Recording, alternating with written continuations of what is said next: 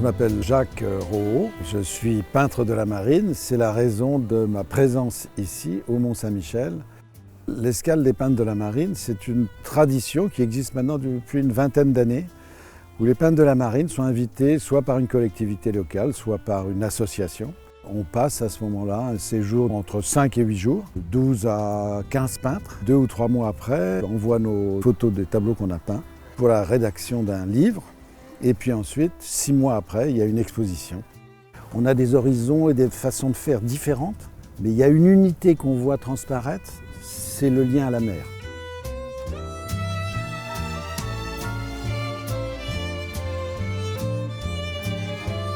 Ça, c'est une particularité de cette escale, c'est que le domaine de notre escale est immense. Cancale, Avranches, jusqu'à Saint-Jean-de-Thomas, donc c'est immense. Quand les peintres de la marine arrivent sur place, on a tous un petit moment où on se dit « mais comment je ne vais pas y arriver, comment je vais faire ?» Parce que chaque lieu est une découverte. Parce que c'est ça la grande aventure, c'est de faire d'un paysage, d'une image, un tableau, de révéler un paysage. Je voulais faire quelque chose qui représente plusieurs siècles à Avranches. J'ai commencé ma toile assez tôt et j'ai vu beaucoup de jeunes gens partir avec les sacs à dos. Donc il y a le donjon qui est dans le fond, qui donne passé fort d'Avranches. Le mairie qui est 19e, qui a été inauguré en 1850 en présence de Napoléon III. Puis il y a le Borne qui est le Voie de la Liberté du XXe siècle. Et c'est un rond-point qui fait partie de notre quotidienne de tous. J'ai d'habitude de travailler en extérieur, je suis un peintre de terrain, comme on dit, plein air, comme je suis la tradition du 19e. J'ai d'habitude de travailler dans les chantiers navals, où il y a plein de monde autour de moi, beaucoup de bruit, mais ça ne me gêne pas d'être sur le rebord d'un rond-point à l'heure de pointe. J'arrive à concentrer.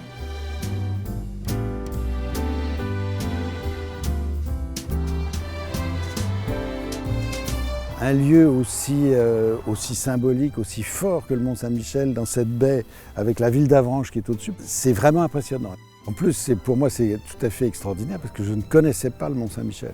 Il y a un vrai sujet là, et on a envie de tourner autour et de voir le Mont-Saint-Michel avec de l'eau, le Mont-Saint-Michel avec des moutons, le Mont-Saint-Michel, le reflet, crée une image supplémentaire qui, moi, je trouve très plastique. À un moment donné, il se passe quelque chose sur la toile et ça ne dépend plus vraiment de moi. Et l'instant magique, c'est vraiment que d'un seul coup, on se recule et on dit « mais ça, je n'avais pas vu. Ah, là, il y a quelque chose, il se passe quelque chose. » Et ça, moi, j'adore ça quand je peins. C'est très beau, c'est une très très jolie ville.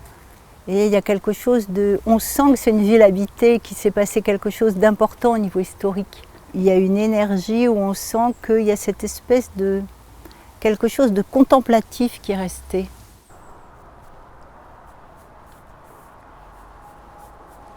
Plus on fait correctement son travail, comme les moines qui mettaient 1 an à faire un manuscrit pour le transmettre, je dirais que notre travail de peintre, c'est de transmettre l'image qu'on a actuellement du monde en sachant qu'on est en train de le faire disparaître. La peinture, c'est une traversée, en fait, c'est un flux. Et il faut laisser passer. On n'exprime pas, il faut que ça s'exprime à travers nous. Et pour que ça s'exprime à travers nous, il faut faire du vide, sinon ça ne passe pas. J'aime être en présence de l'eau. Hier, j'étais à Carole, je n'ai pas pu m'empêcher d'aller me baigner et j'ai besoin aussi de faire corps avec les éléments, de rentrer presque en communion avec les éléments, le paysage. J'aime beaucoup me baigner dans un milieu naturel. Et les peindre également, ça fait partie aussi de la peinture, de ressentir les choses. Ce qui m'inspire ici, c'est cette petite maison blanche qui est une verrue dans le paysage. Enfin, c'est une maison moi, que je trouve moche. Quand on oublie que c'est une maison, on voit un éclat de lumière dans le paysage. Et moi, ça me procure une émotion et j'adore ce genre de sujet. Les points forts qui m'intéressent ici, c'est d'abord ces jeux d'ombre et de lumière avec cette maison blanche au premier plan. Et après, on voit la rivière qui part faire un méandre et qui emmène le regard vers le Mont-Saint-Michel, qui est un peu le point final de la peinture, et finalement qui va devenir presque anecdotique dans ma peinture, quoi.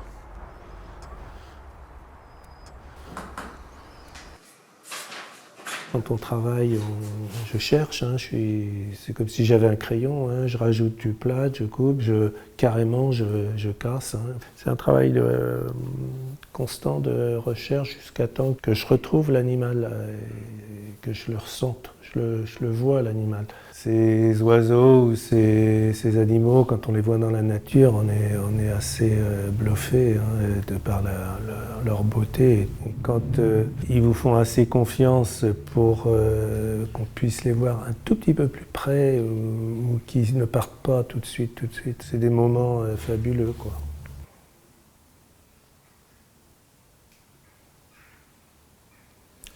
La lumière ici elle est très particulière parce qu'il y a la lumière de la mer, il y a le granit, la pierre, tout ça, ça vit ensemble et ça crée des lumières qui sont spécifiques. Donc j'ai envie qu'il se passe en quelque sorte qu'il y ait une forme de narration dans la couleur, quoi. J'aimerais que derrière on plonge dedans vraiment, que l'œil circule, parte au loin. Dans une rue comme ça, j'ai envie qu'elle parte dans le sens des voitures là-bas, là. Ça part là-bas. Ben, j'aimerais que celui qui va regarder ma peinture ait aussi envie de partir et qu'il y ait une forme de mystère finalement qui s'en mêle. Je trouve que qu'une peinture réussie, c'est pas une peinture dans laquelle on a tout dit. C'est une peinture dans laquelle les contacts colorés vont créer une émotion, vont créer une forme de paysage par la lumière. Le paysage, il est bâti dans la tête de la personne qui va regarder à la fin. C'est pour ça qu'une peinture est belle, c'est que l'imaginaire s'en mêle et que chaque personne reconstitue un paysage qui va avoir du goût aussi à ses yeux. Il faut une forme de jubilation quand on peint, sinon on fait un autre métier, sinon on devient comptable. Il faut manger le moment, quoi. Il faut le savourer. Et si nous, on est capable de le savourer, de l'observer, de le restituer, mais avec un immense bonheur, c'est cette émotion-là qui va ressortir aussi par ceux qui vont le regarder. Quand il y a une émotion, je pense que celui qui peint lui-même a mis beaucoup de lui et probablement a vécu un moment très fort, un rapport amoureux, quoi, quelque chose de jubilatoire.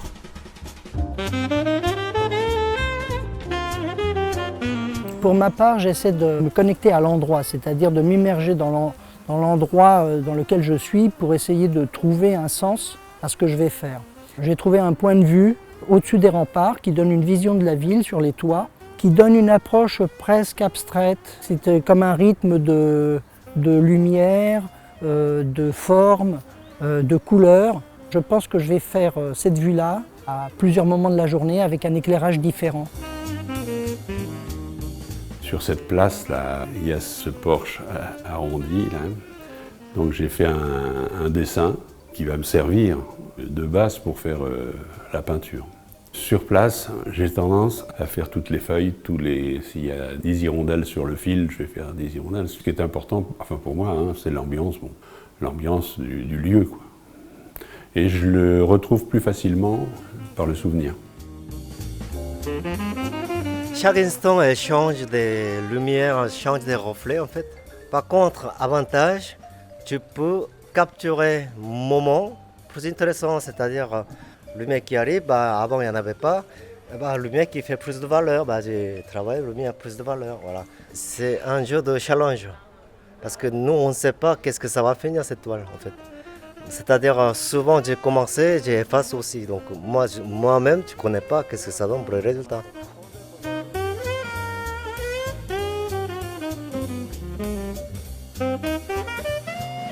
Je suis en train de dessiner une église, ce matin c'était un paysage.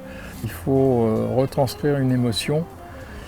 Parfois on travaille ensemble quand on est en escale comme ça, sur un même motif au même moment, avec les mêmes lumières et forcément chaque artiste, chaque peintre sortira, verra, aura des émotions complètement différentes. Et c'est ça qui est très intéressant parce que sinon on fait de la copie et puis tout le monde ferait pareil.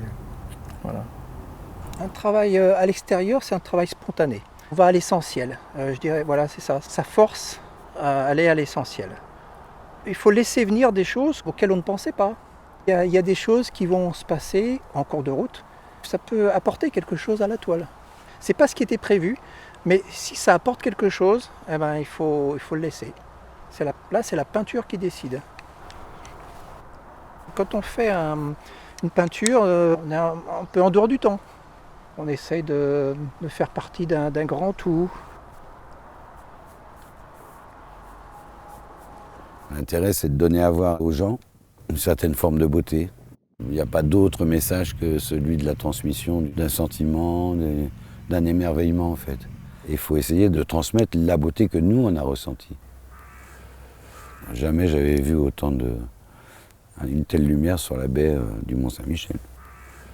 Avec les lumières de la mer qui s'est retirée, des reflets dans l'eau, des contrastes avec les arbres. C'est un paysage magique, quoi. Puis ce Mont-Saint-Michel, c'est quand même un truc.